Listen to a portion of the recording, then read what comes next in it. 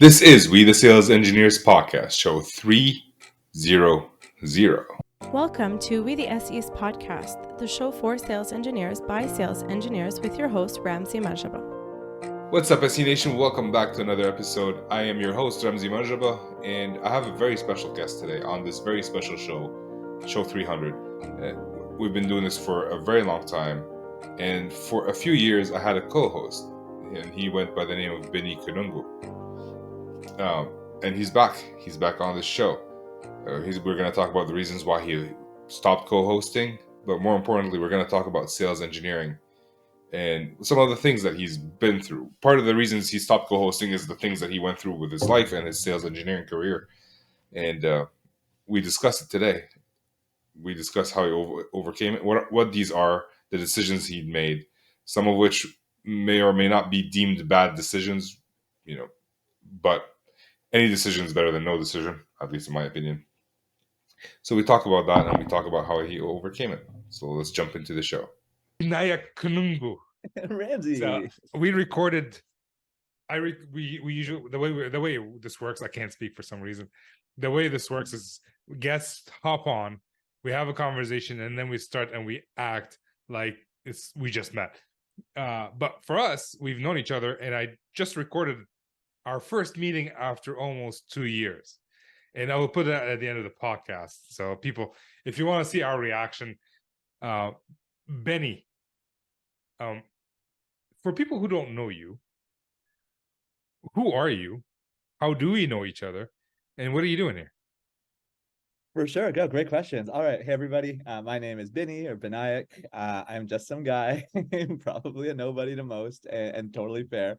Just some guy. I have, what am I trying to say? I can't speak either. My goodness, it's contagious. This is going to be a perfect podcast for show 300. I think so too.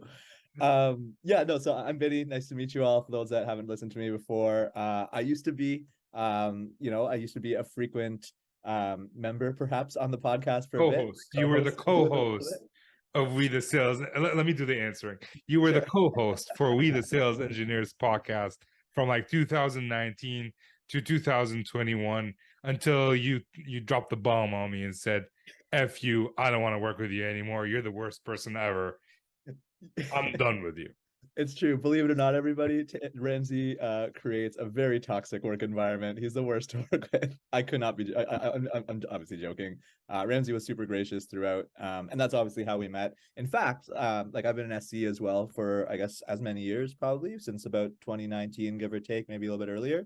Largely in part to do with this podcast and certainly Ramzi's support and also bringing me on. So. Obviously very gracious for Ramzi, very gracious to the podcast, very gracious to the community as well, and kind of building me up to where I am. And for those that do know me and have listened to me in the past, sorry for just disappearing all of a sudden. It's a pleasure to be able to be here again. And looking forward to the show. Well, if it makes you feel any better, no one's asked about you since. That's fair. No, nor should they. So I wanted you back on show 300 because you have a special place in my heart. We worked together for almost 2 years, and we haven't talked much since you were having you needed some time because of situations, especially it was during the pandemic. Everybody needed some time. So I told you before we started, like, I'm going to ask you the hardest question ever I've ever asked for one of my guests, which is, hey, Bini, what do you want to talk about?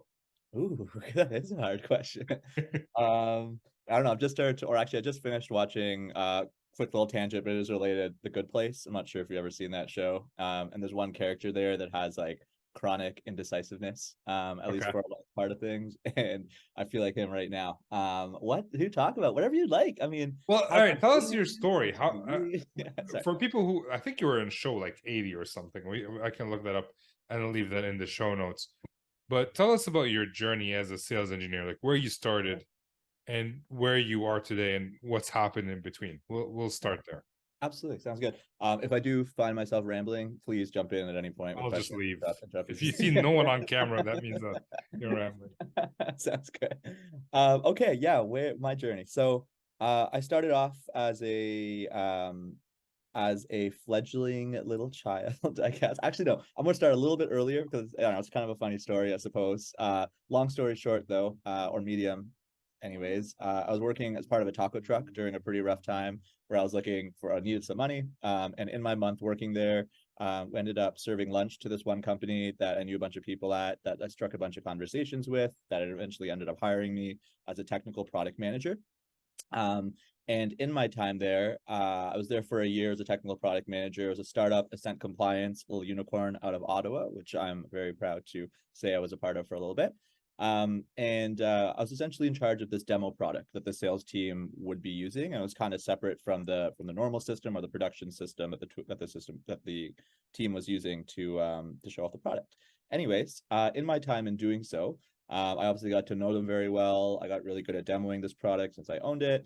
And the sales team, just had a good relationship with me. And we were growing to the point where they wanted to essentially have somebody on their side of things, like on the sales team specifically, to help, support the product, support the sales team in demos. And so they approached me asking if I wanted to jump over from the product management side of things. Oh, I'm so sorry. Do you mind if I shut off that alarm in case you could hear it? We don't hear it, but yeah, go ahead. Oh, okay. Sure. Give me 2 seconds. I'm so sorry. And now that we know that Benny knows how to use alarms, keep going, Benny. Barely. I think I accidentally snoozed it instead of shut it off. So He'll be back. All right. It's beside me now. Show 300 is getting off to a great start. All right. Yeah, I agree. So yeah. So anyways, they asked me to come on board onto their side of things as a sales engineer, and I did not know what that meant. Like, what is sales engineer again? Never heard of it before. So there were no sales engineers in the company. They're pretty much asking you to be the first sales engineer. I'm curious how they knew about that role. Yeah. So funnily enough, my boss, when I was a technical product manager on the product management side of things, he had been at the company for a number of years prior to, I think he's still there, great guy. He was technically the first SC way back when, like when they first started to develop the product, from my understanding, but it was very informal. It was truly the Wild West, I think, when there were less than like 50 people at the company. And so he supported, I think, the founders, I guess, in selling things, and then eventually and the first couple of salespeople in selling things. But then he moved off to the product management side of things, and they didn't have an SE for a number of years in between. So I think it was that experience with that previous SE, I suppose, to at least have them known about the role. But the kind of the functions of it and the types of things that I would have to do in the role versus what he did were completely different because the company was at a different stage in its life cycle. And so I guess in my desire to do well and all that, and it was a cool opportunity for sure, I started looking up what is sales engineering and things like that, and naturally came across Ramsey's podcast.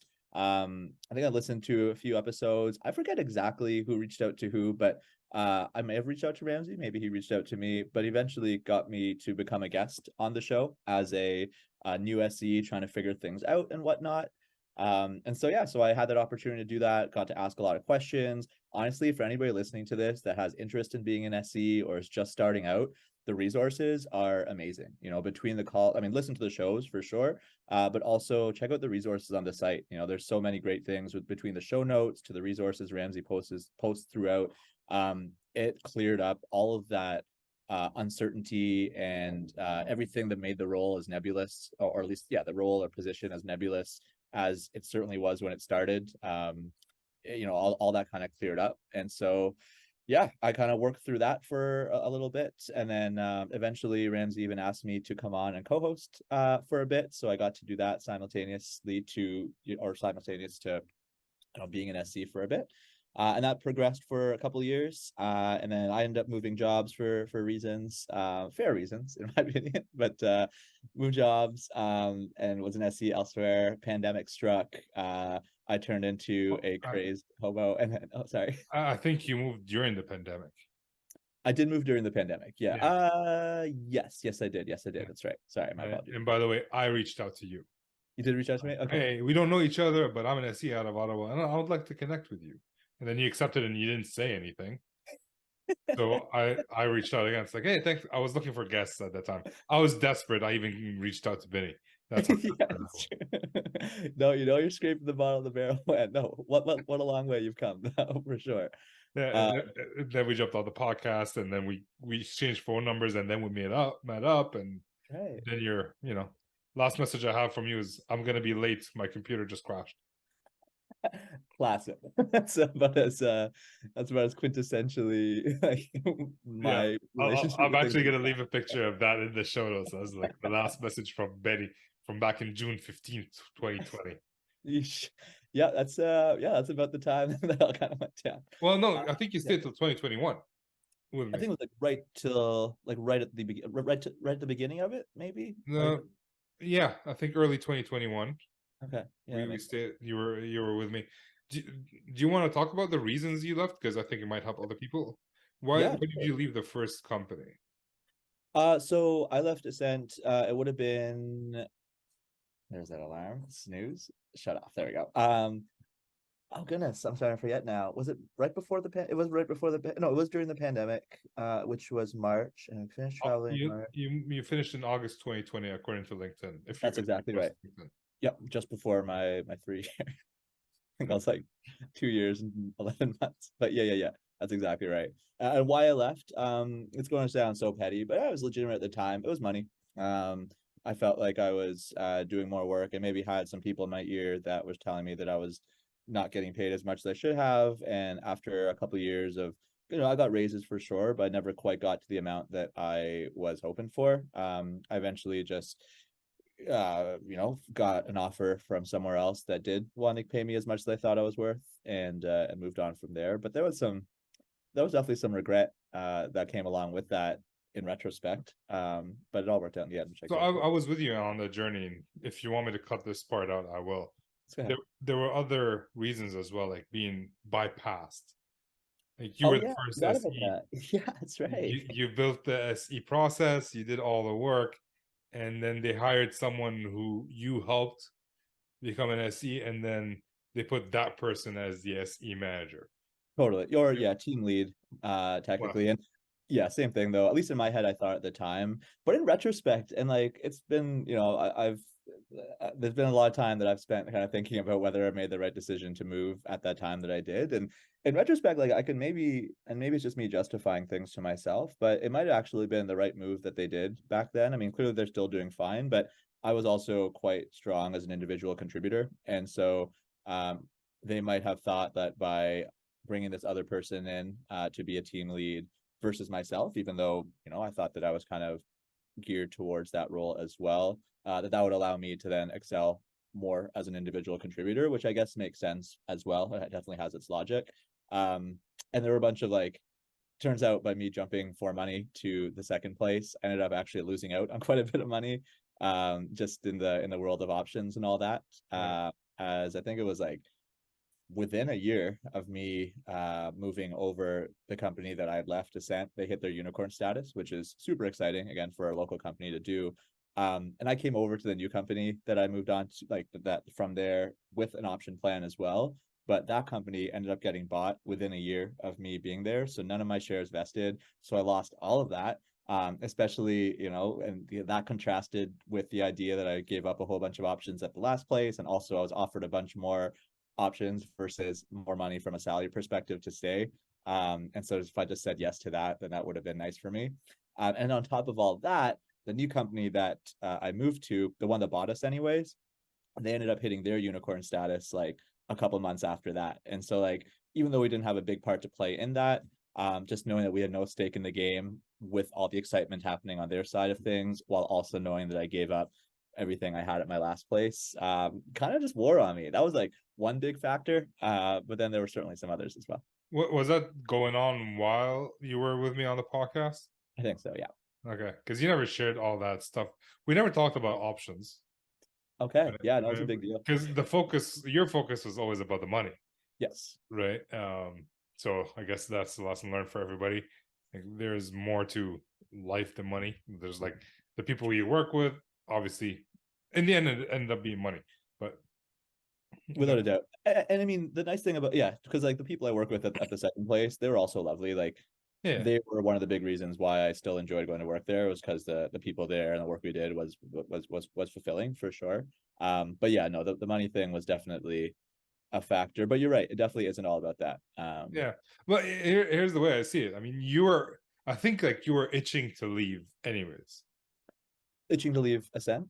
Yeah. Or Like while I was you feeling were like I was looking at the underpaid. grass always greener, like grass is greener on the other side. And if you were still with Ascend, you might still be thinking that.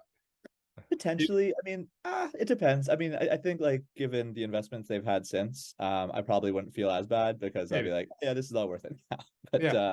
Well, but yeah, okay. Well, now that I'm thinking about it, it's like also when you were talking to the leadership there, they never talked about the options and the fact that they're doing well, and they didn't sell you on staying. It sounds like, but so knowing you, they probably did, and you just didn't mention that. they kind of did. But in my head, I was just thinking, you know what, a bird the hand or whatever that Yeah. expression is worth two in the bush. And so, um, had to decline that. And yeah, he probably knew the talks that were happening at the time. Because I think it was again within a year they ended up getting the windfall. But Good yeah, for them. what can you do? Good for them. The reason I'm sad you left Ascent is because they had a ping pong table where I beat you. Yeah, that's right. No, you could have been. For those who don't know, Ramsey is he's an agile man. He could slam those quite well. 290 pounds of pure agileness. Yeah. Straight up, yeah. It's an athlete. How was it moving jobs during the pandemic? It was so tough. Not gonna lie. Like when you move to a company that wasn't designed to be remote first, in a remote first world, there are definitely challenges that come along with that. And like I'll go into that in a second. I just want to quickly say, contrast it to where I am now, which is a fully remote company and always has been in the most part. The transition was night and day, I suppose, in many respects. Now for that first move I made, yeah, I mean, I consider myself a pretty autonomous person. I would imagine most sales engineers probably are in many respects, are generally autonomous. And that went a long way, but it was also a height of the pandemic where like there wasn't really much, weren't a lot of eyes on me. I was having some challenges kind of trying to figure things out. So they let me take all the time I needed to do that. I probably wasn't the best at being a professional all the time, I suppose, for probably some of the same reasons why I fell off the podcast as well. And yeah, it was just kind of hard because like again, they weren't really geared for it. And so I really had to figure out my own way of learning the space without a lot of support, which was tough. And also like getting to know everybody's personalities virtually was not as easy as it would have been if it was all done in person. Mind you, I did have my like the guy that hired me, which is now the general manager of the place, who gave me a rundown of like what people were like and things like that. But yeah, it was challenging for sure. What I want to do is try to find a picture of you from back then and a picture of you now, and that'll be the thumbnail of the podcast. Beardy Benny versus not Beardy Benny. Yeah, I, and like, go ahead. no, sorry, I was just gonna, I still can't believe it's been literally since I shaved or before I Before shaved. you shaved, you like Yeah, there was still food in your beard when last time we talked. it's true. But yeah, I can imagine like even just onboarding someone remote, even if it's a purely remote company, I just see that as challenging because you can't just walk up to a colleague or a teammate and just ask questions, right? I've go ahead. You have a thought? Well, to that point though, I mean, so you're definitely right, and that's like I love remote work. Don't get me wrong. However, I do recognize there are certainly benefits to being there in person in a lot of scenarios, and how that kind of weighs out in the end could probably be debated. I think I'd probably end up leaning more on the fully remote side, or sorry, the remote versus like being fully in the office. I think there's something to be said about a nice hybrid approach, which is quite effective. And that was probably the biggest thing, certainly when onboarding, was that lack of ability to go up to somebody to ask them questions. Because when I moved for that first time to that company that wasn't typically a remote company, the response times were pretty abysmal. I mean, sometimes people would get back to me quickly, sometimes not. And when you're trying to learn something in a completely new space and you don't have that instant feedback of whether or not you're on the right track and you're kind of, not sure of things, it's tough. This new place, though, because they were fully remote from the get-go, pretty much, I found both their resources were a little bit more maybe fulsome, I guess, for somebody to be able to take on themselves, and also response times too. There was just a culture around responding quickly to messages because that was the only method of communication, pretty much, and that was super helpful for me. I would fail miserably. So I like the yeah. Since I moved, well, since I've been a sales engineer, I have this thing where I don't have to answer messages unless it's from the customer. Right. I don't have to be prompt with my answers just because I'm busy doing things. Totally fair. I'm always prioritizing. So I would fail miserably. And well, it also depends on what kind of questions that I'm being asked. If it's the same dumb question I'm asked for the 1600th time, it's like, you're waiting a while, my friend. But if it's like a good question, like it's interesting one that gets my juices going, so all right, let's look at it. And in terms of hybrid, and we have a hybrid situation at my work. Nice. I love going to the office. I also hate going to the office because as soon as I get to the office, there's like 7 people who want to talk to you right then and there. And like if you're in a hurry, like I'm coming to the office to like, get a couple of things done before a meeting, right? Like I have a lunch meeting at noon. Right? I get to the office, I'm a little bit early. I'll get there at 10, start working, and now I have a bunch of people coming to talk to me, which kind of, it's nice, but also sucks. So it's like, yeah, I guess people have to figure out how to do that. Great. What do you mean by wholesome? Like not wholesome? Did you say wholesome? Folsom? No, fulsome for the onboarding material. Like what was Yeah. the training material that was fulsome? Did they have a coach that's available for you all the time? Like what did it mean? More so the former there. So kind of contrasting it to the place that had to make the quick transition that I moved to during the pandemic. They had a few materials online. I think they had them all in SharePoint or whatever it may have been. But again, a lot of the materials that they had prior to the pandemic was stuff that you could reference, but ultimately you're in the office chatting with people about whatever it is.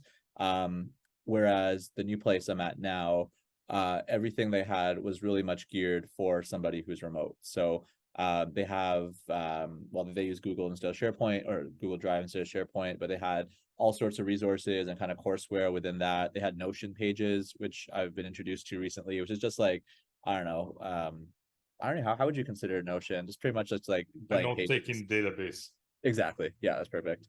Yeah, they had like really comprehensive Notion pages on everything that somebody would need to get, I guess, to learn the industry and the software at a decent pace. And it's also a pretty complex, kind of complex industry. I mean, it's regulatory compliance for water utilities and for water in general.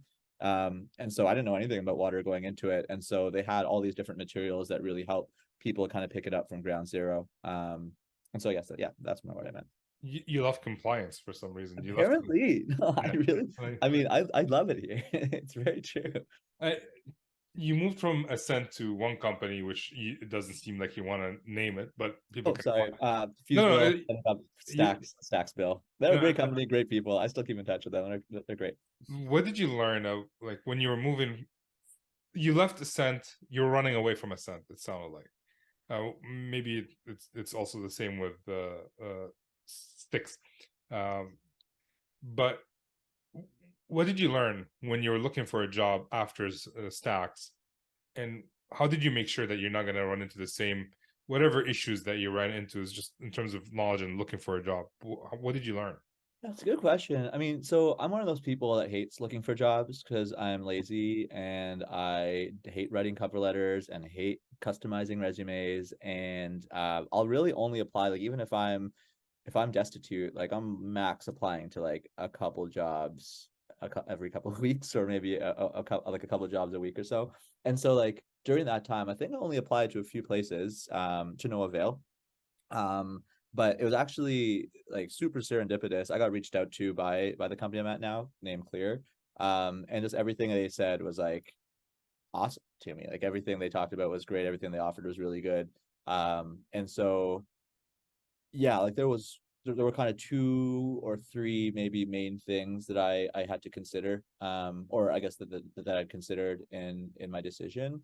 And to your point about things to be wary of, one of which was compensation package, both like salary as well as potential options, because it was a startup as well. Kind of how does that go down given how I was burned at the previous place. Also understanding where they are right now, like will they exist in a year or two, so kind of getting a sense as to like what funding have they recently received, what's their like direction of things, kind of what's the vibe and the trajectory of the company. And the people as well was a really big thing too. Like, are the people that work here the types of people that I would like to work with? Is the culture one that I would like to be a part of?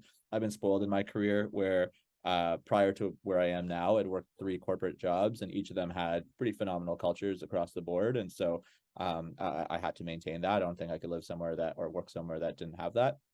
And those are probably the 3 main things. And then as I learned more, like once those were all checked off, which was pretty quick to do so, as I started to learn more about the space and whatnot, just making sure there was a fit there. And given my time at Assent, which I genuinely loved my time at Assent as well, there were just a couple things that obviously caused me to leave. There was so much overlap between the great things that they did at Assent and to what was happening here, and even a lot of the great things they were doing at Stacksville. Well, again, Fuseville, Stacksville. There was a lot of that going on there too, and so there were really no negatives. Oh, and they're also fully remote, which I was so for, at least at the time, while I hated to commute back and forth in the office. So it all just kind of worked out. So I guess so the main things were the money, the culture, and the trajectory of the company, I guess, that I was wary of. So here's the thing, like, how do you know the trajectory of the company? I mean, Really? people lie. Yeah, I true. mean, still, when you're trying to get a job, they're selling you on the job. 100%. Yeah. How could you tell, and how were you confident that it's going in the right direction? Definitely a gamble for sure. I mean, like, I know they'd recently received their Series A, which is nice, but I mean, well, that, like, everybody gets their Series. I shouldn't say that, but like a lot of startups get that first round of funding, or first or second. I think just talking to the people there, like I got to speak to quite a few folks. It was a pretty long interview process. Um, they like everybody was just so positive about everything, and like also real. Like there's one guy that unfortunately is no longer there, but I got along, like I liked him quite a bit, who like would give me the real, like some of the real challenges of things, and like just gave me the lowdown in many respects, but also like was optimistic of how things were working. And so that was good. And also just from a culture perspective, my interview process got delayed for like a week or two, I forget exactly, because the entire company went to Jamaica, because that's just something that they do, which is kind of cool. So like, oh wow, like y'all get together and do fun things like that. That's pretty nice. So yeah, so I guess like to your point, I don't know if you can really know unless you have people that you know working at the company. I think it was just a combination of everything seeming right at the time, and also I had a pretty pretty strong desire to leave Stacksville because of the whole like option fiasco that took place. And so that just seemed like my golden ticket out of there. So it could have crashed and burned, and hopefully it doesn't. But so far, so good. So I'm looking at Clear's LinkedIn, and it's funny. They say you can. We're committed to hiring the best candidates for the team, no matter where in the world you may be, as long as you're available and getting your work done. It doesn't matter if you're signing on from home, Starbucks, or Paris. What about Starbucks from Paris? I hope you sure can. Yeah, it's true. It's true. Try that. Okay, so you've been there for like almost a year, 2 years? Oh, no. I think like 7 months now, maybe 6, 7 months. 7 months. I started mid-February, so 7 months. Wow. Okay. All right. What are the challenge, like, in terms of sales engineering? What's the difference between the sales engineering at Assent versus Stacks versus here? A good question. It's as if I do this Yeah, often. that's true. As You know if what? you used to do this. Yeah, it's true. So also I remember, I think it was maybe with John Kerr or oh my God, Chris, right? Chris, yeah, that's right. Talking about like don't say great question to every question. I've definitely caught myself saying that a lot recently. But people ask such good questions, and that's one of them. Yeah, I think one of the big things is certainly the stage of the company and kind of their level of maturity. That will certainly dictate the types of hats that you're wearing. Um, yeah, I mean that's probably like the most encompassing answer. Like there's so much overlap, I think, between the things that I'm doing and that I'm responsible for between all 3 companies, between say like the demo, whether it be short form or long form, to like we're starting to move now into allowing sales reps to be able to give short form demos and then bring me in for the longer ones. And that's kind of like common across the board for each of them, being able to be that conduit between sales and product, and being able to be exposed to various insights that you may experience on sales calls, and then bring that back to the product team, and similarly be able to bring certain product updates back to the sales team. and to the market at large is something that is definitely there for all three, I guess, roles of being of sales engineering. But I guess like how you go about it and maybe the teams and the people you have around that sales engineering organization, or not, are kind of the things that'll then dictate those differences. So at Assent, for example, that was probably the most mature company of the three. They had sales trainers, they had product marketing, they had teams that were dedicated towards like webinars and learning and things like that. And so I'd work alongside these folks for a lot of internal activities to create training. So like in addition to the normal sales calls and all that, I'd be working with folks to like help out in their enablement sessions, or I would support marketing, let's say, in creating webinars and messaging and things like that. At Stack Spill, it was kind of different because like how things were before we got bought, like when we were originally FuseBill before we turned into Stack Spill, was a little bit different. But I mean, they didn't have as many marketing efforts going on, and so it was really just focused on kind of passing insights back to the product team. So that was a little bit simpler. Where now though? Oh, sorry. Can we pause there? How did you feel that your job is different with like one company that has a lot of marketing effort and one that doesn't? It definitely sometimes felt like an uphill battle where like especially if we didn't have a lot of marketing, like a lot of efforts going on, whether it be into like advertisements or just initiatives or activity or even personnel, and the leads weren't coming in, and or the leads we had that were just not qualified or bad or things like that. It definitely felt frustrating for sure, and certainly probably contributed to maybe why. So you felt the effect. Oh, for sure. Okay, so marketing is important. I mean, yeah, I'm a big fan of corporate bro. But yeah, I mean, behind the scarves and the Starbucks and the thick rim glasses, no, there's a lot of work being done behind that marketing side of things. Or at least it's important work. Yeah. Well, like I talked to a lot of SEs, as you know, and a lot of them like seem to think that they can do the jobs for everybody. They can be marketing, they can be sales, and a lot of experienced SEs have respect to everybody else in their positions because they've been in situations where they didn't have marketing, and that meant they didn't have as many demos or leads. Their quota got affected and the commission got affected. 100%. Or some people who say like, hey, I can do the salesperson's job better, and then they try it and hate it and go back into sales engineering. So 100%. I just wanted to highlight the fact that there's a purpose for marketing, and if not for marketing, sales engineers might not have anything to do. That's exactly right. Yeah, I definitely remember feeling that exact same way too. Like, oh my God, like we do everything in sales engineering. And fair enough, like to that point, like sales engineers are in a very unique position to have their fingers dipped in just about every department you'd like, across the board pretty much, which is very cool and very unique. And I think one of the things that are drawing a lot of people to the position, in addition, obviously, to great shows like this.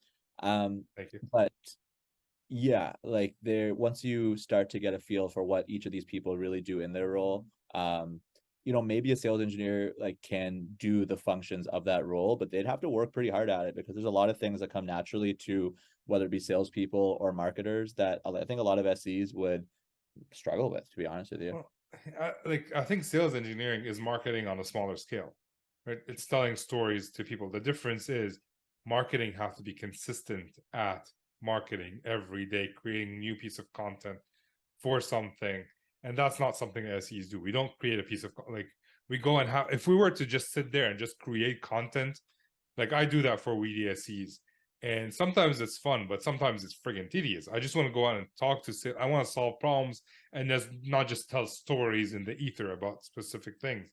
And that's what marketing does. They're just consistently coming up with content, even though you don't see them all. And the reason they have to come up with content all the time is because you don't see them all. Right. Yeah. No, true. 100%. You might see something, you might miss something. So that's the job of marketing.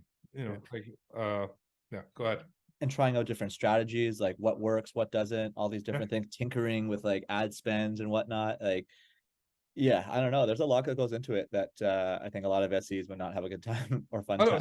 I haven't done anything that is related to ad spend. And I haven't done that because I dread having to figure out like how am I going to spend how am I going to create ads and then track it. But that's what they do, right? Agreed. So okay. And so at Stacks, Assent, you started off as the first SE, and then they built a team. Stacks, I think you were the first SE as well, Correct. and Yeah. then they hired one or two more people. So not for sales engineering. I think they've only pretty much just had one forever. So it is worth making that distinction. So I was originally hired by a company called FuseBill, which is a recurring billing company here out of Ottawa. We ended up getting bought by a payments company called Stacks out of Florida. And they were a bigger organization. So like at FuseBill, I think we had like 30 to 50 people. Stacks, I think, had like 150, 200, something like that. And so we ended up getting bought by Stacks, I want to say, I guess I started, yeah, let's say like mid 2021, give or take. And we turned into Stacks Bill, so kind of fusing the Fuse Bill and Stacks Bill after that, and Stacks after that.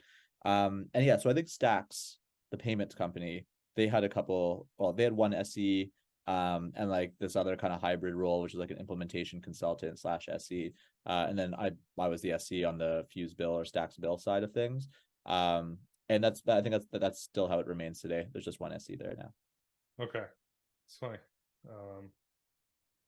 They have 32 engineers, Stacksville, 32 employees, 31 Yeah. employees on LinkedIn. So even Stacks is not a big company.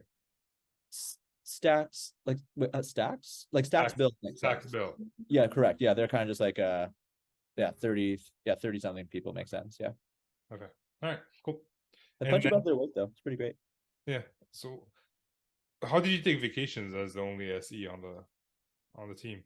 Yeah, that's a good question. I don't even know how many vacations I took back then. I mean, it's easier certainly in a place where you have a set amount of days to take, because you just take them or carry over what you can. You just make it work. You let people know. They did have like the guy that was technically in the SC-ish role prior to me being there was also pretty much the product owner or the one product manager. And so he would then just step in, I guess, and do that role. But he also had to run the product team as well. Yeah. And so Okay. yeah. So Stacks Bill is different from Stacks Payment.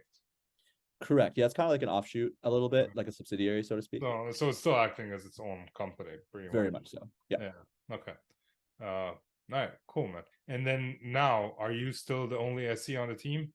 I am. Yeah, we're a pretty young team. It's actually funny. When I got hired in February, I got hired pretty much alongside all the AEs.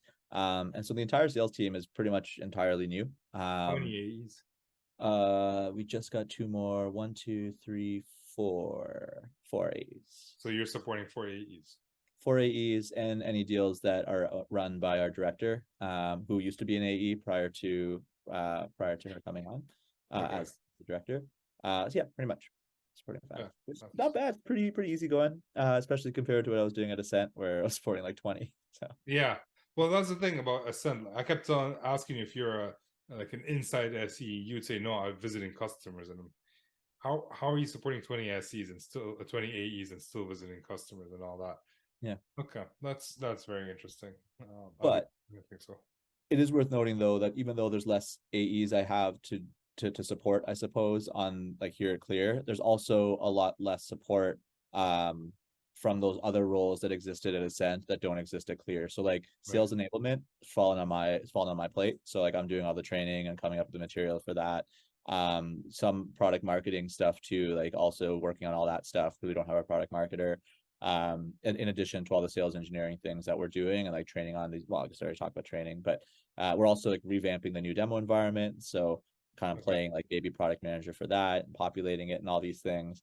So there's definitely like roles that used to be there at Assent that I don't have available to me now that probably balance out the workload in many respects. But still, just and if it's a company that's been around for 30 years and is all developed, and one SE's covering 20 salespeople, I would say they have a problem. Potentially, yeah. Even if they're just doing SE work. But okay. All right, I'll take your word for it, man. Maybe you're a superhuman. Which brings me to the not so fire round. Do you remember this? Oh, already, of course. Yeah, I forgot the 4 questions, but I do. Well, good, because I've changed them since I didn't change all of them. But the first one I haven't changed in forever, which is, what do you love about sales engineering?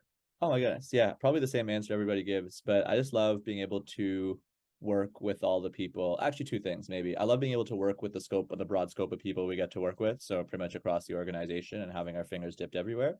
Also, I have that same fortune to be, I guess, an outside SC, inside SC. Like I get to go visit customers again. So yeah, I've been super fortunate where I am now to be able to go out and see some pretty cool places, which I absolutely love. Okay. All right, question number 2. This is changed since the last time we talked. Other than growing a great beard, what do you think is your superpower? My superpower, I think, is probably getting along with most people across the board. Like whether it be, and I think it's something that really came out post-pandemic around like, it's just very funny to say because also during the pandemic that I like fell off the podcast, but something about that pandemic time and like finding what it was that filled up my soul. I guess something about that time had me realize that I just really love like formal, sure, whatever, but informal communications and informal connections with people. So whether it be like shooting the shit, excuse me, just informally chatting with prospects or beep that out, okay. Yeah. Or like going down the street and like even chatting with a stranger here and there. Like there's just something about connecting with people from all walks of life that I found easier than I would have expected to and never did in the past. Do you think getting along with everybody is a good thing? I think in many respects, yeah, especially in the world of sales engineering, where like even just thinking about like internally within an organization, like when you have a good relationship with the developers or with the infrastructure team, you might be able to get certain things pushed through that would otherwise take longer if they followed fully the process without your input or without your influence. And similarly on the sales side too, like if you need a favor from a salesperson to, I don't know, pretend a relative died because we can't take this call or whatever, like they're much more likely to do it. I think though with what that, did you just say? Pretend that a relative died? Is that what you just said? Yeah, that's the example you're going with. I mean, it's a pretty good example. Why Hey, would sorry, family emergency. Why would you pretend? Just That's a good just say you can't make it. Hey, I mean, it's more so for a prospect. Like, hey, prospect, I'm sorry, we have to reschedule this call because Bini had a family emergency and family emergency. Okay, family emergency. Not that your cousin died or your yeah. If they dig deeper, that went dark all of a sudden, and we're smiling. Okay. Yeah, knock on wood, anyways. But yeah, but that being said, you do have to be cognizant of your boundaries too. Like you get along with people, that doesn't mean you're a doormat though. So if people are that's what I was thinking. Also, the first thought that popped in my head: if you get along with everybody, that means you haven't met enough people. Yeah, it's probably true. It's maybe. Probably true. I mean, there's some people that maybe don't spend as much time with, I suppose. But yeah, I try to find the positives in them, even if I don't interact with them. Yeah. Okay. All right. Well, that's a good superpower. I'll take it. All right. Question number 3 is: since we last chatted, was there a new resource that you found out about or learned or read or watched that you'd recommend to people? Good question. Yeah, I mean, our CRO recently sent over a video to me that I'm yet to watch. I will have watched it by the time this comes out, but she was saying that it's a really great video on how to deliver a great demo. So I'll make sure to share that with you. Literally just did that yesterday, so so it's still pretty fresh. But is it from me? It's not from you. I was half expecting when she sent it across. I was like, oh, I wonder if this is a We the SC video, but it wasn't. Who's it from? Source at all. I don't know. Okay, let me see if I could pull it up real quick. Yeah. Yeah, it wasn't the usual suspects. It seemed to be a new one. Okay. Nice. I want to know about it. Where would it be? I guess it would be this one right here.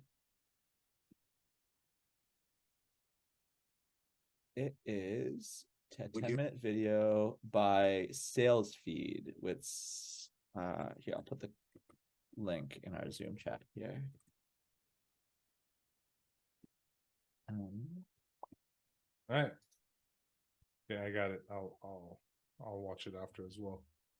All right. Last question of the not so fire on Mr. Kanungo. Is there a habit you're working on today to improve in your personal or professional life? Good question. Thank you. They really are. A habit, I guess. I'm trying to. I don't know. Like I because there's things I'm trying to do. I don't know if I'm doing them hard enough to make them habits just yet.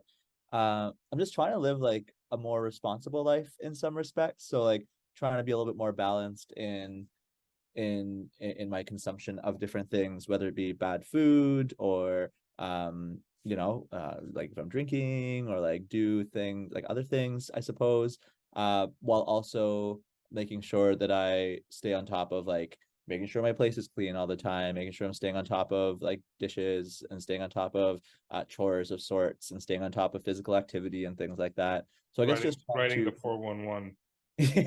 not at the 11th hour or the 11th hour 59th minute. Yeah, totally. Yeah, I guess it's just like maintain that balance. 'Cause I'll admit, like I'm still struggling with it. Like right now, actually, for example, like I was away for work for a week 2 weeks ago, and my place isn't still like fully back to normal. Like I have some laundry I need to do, there's some dishes that like I did all the dishes, like they haven't been piling up since then, but like I just haven't been on top of things as much as I should be just because of the infrequent, or rather the maybe the lack of that being a true habit just yet. But I'm working on it. All right, cool. So Bini, we're at the end of the show. Oh my god, yeah, true. If people want to reach out and connect with you, where can they do that? Yeah, so yeah, I mean, I'll say LinkedIn, for sure. I'll try to respond to things as quickly as I can. I mean, Ramsey could attest to me not being the best responder of things in general.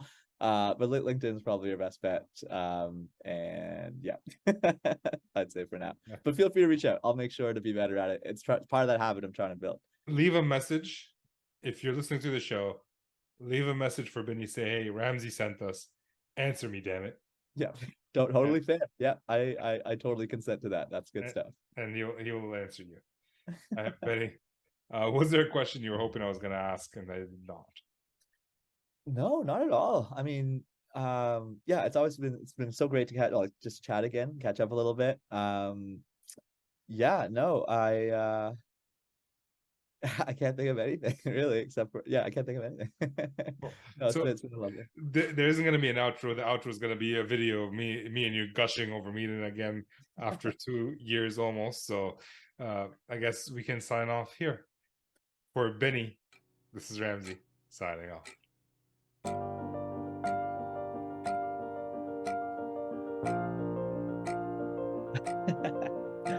Whoa, hello. You shaved. Oh my god, what happened, Bini? Wait, what? Oh, Shay, you haven't seen me since I shaved my beard? No, man, we haven't talked since before you shaved. No, you were still a co-host, and you kind of. This is being recorded, by the way, because I just wanted to record my reaction. Totally fair.